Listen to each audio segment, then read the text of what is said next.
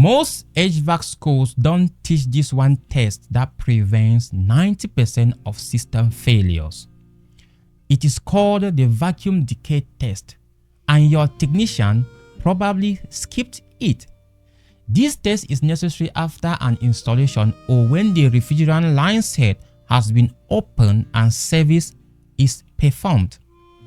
To the technicians, this is how you perform the decay test.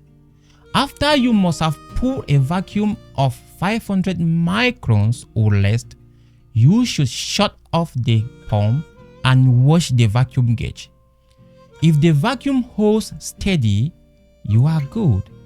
But if it rises above 1000 microns in 15 minutes, then that shows that you have a leak or there is moisture in the system.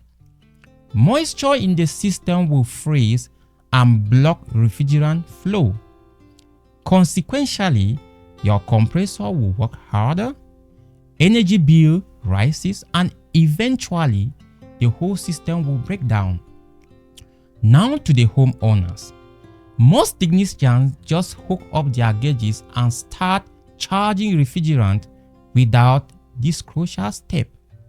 That is why your AC fails in the middle of the summer when you need it most. A proper vacuum test will take 30 minutes extra but saves you thousands in repair.